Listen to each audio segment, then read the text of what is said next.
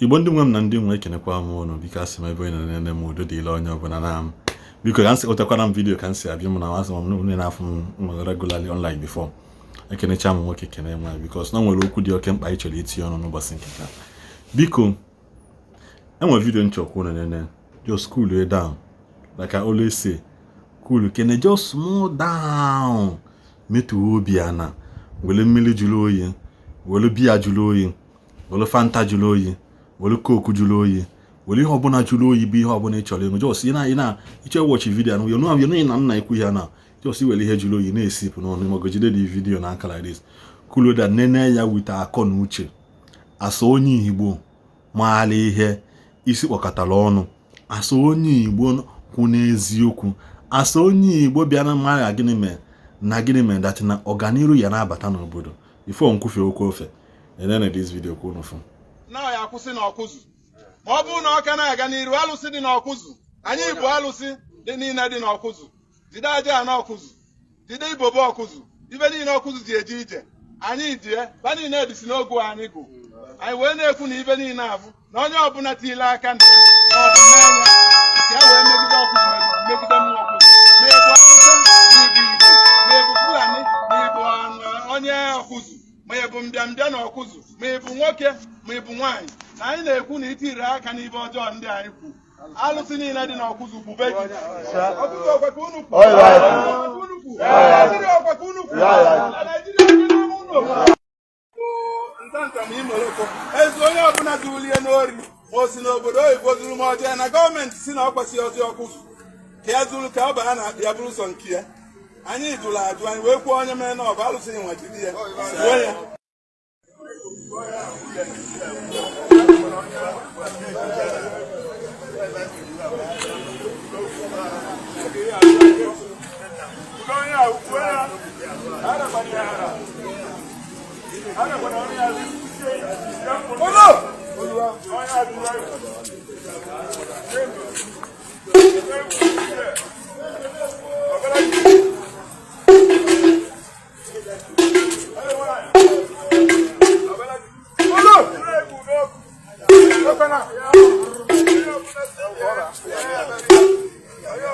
Mmadụ ka ya jee sugbuo mmadụ ma ọ bụ ka ya jee nwee mmadụ ọ bara n'abọ ka o wee nwụrụ. Onye ọbụla ji ori jele ori ibe na-egbu mmadụ alụsịghị nwanne na jidi ya. Anyị ma na onye ma ndị ntọrị ma ndị na-enye nsị ma ndị na-enye aja ma ndị na-ele mmadụ ọ bụ ka anyị na-atụrụ alụsị ajọ ibe niile bụ ibe na-egbu mmadụ ma dị n'ọkụzụ ma ndị ji egbe ezu ma ndị na-ejebe mmadụ ebu ya. Ọ nye ka anyị na-atụrụ alụsị, anyị na-atụ ya ka ezi tụọ anyị ike nga tụọ anyị ka ọkụzụ ekene m unu ka unu kwuru.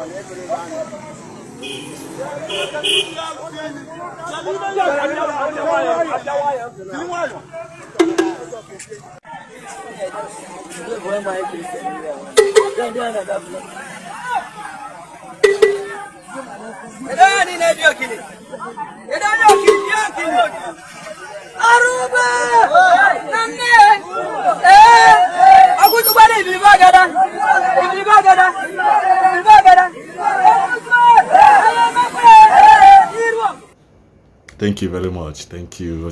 Yes, in a look at the video. Kita anụ mana ka ngwụzi ihe dị m n'uche.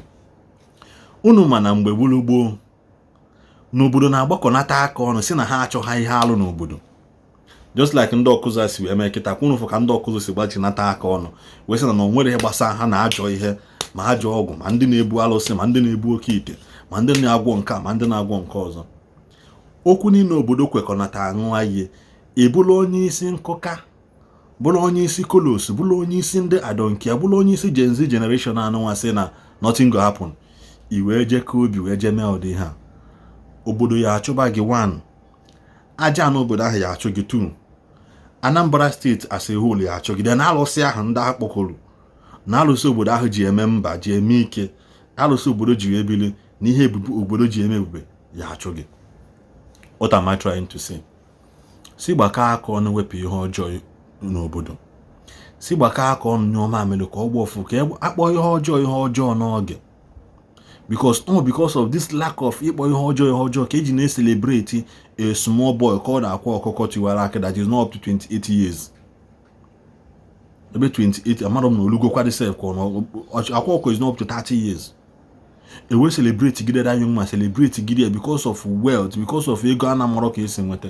Kita na-ekwu na-achọ ka ọ spend the next 20 years na nga. Because if Akwa is found guilty this week anyị na-abanye now, this week if Akwa is found guilty automatically from 6 years and above, maximum is 20 years. It's high time obodo bịa na jikọ aka ọnụ sị na soro na-eme ihe anụnwa ndị ọkụzụ mee, si no more all this abracadabra. Like I keep saying, video post na ngwa saying pastor bụ na enwete njisi repeat ka maọbụ na osisi ogiri isi ka o weta kechie dosa, etitue ya akpochie ya, titue ụlọ ụka ahụ. Anyị enye national disgrace, anyị etitue ụlọ ụka ahụ na ya akpochie. Because how long shall we continue to remain like this? Everywhere akpụrụ Anambra n'ọnụ. Ịkwazi onye na-aga n'ụzọ kwụsị mmadụ sị na ịbụ onye Anambra, asị gị onye enyo gị like this, ọgwụ ego ndị anụnwa ọ chọrọ ịgwọ ọgwụ ego, ọgwọrọ ọgwụ ego ka ọ na ọgwọrọ ka ya na mmadụ emekọ nkwa business ọ metụwa mmadụ na-alụsị. All those things are something people are beginning to. This is not what we used to know Anambra State with before. Ọ bụrụ ihe eji mara ndị Anambra dị ha. Ọ na-agwa ngwa isi n'isi Anambra si yes, ndị na-ejele gị anya asonye moto pass, ọkada pass, building material. Magoro nwoke isi na-ejele gị anya asonye na-agbasi mbọ ike. Na kete isa na ịbụ Anambra South, ọ dịka ndị a na-atụ ọlụ, ọ dịka ojogoje bue otie na mgbada. It is not possible anymore. I really want to commend ndị anụnwa pụta wee kwuo okwu anụnwa because na okenye na ha nọ n'ụlọ bịa gịnị ewu amụọ n'ọgbele. It is very bad and it's very sad ka gịnị mee ka obodo ya nọ ihe a na-emebi. Nne nke Ọkịja kịta na-agba ọsọ, ọ na ha agba ọsọ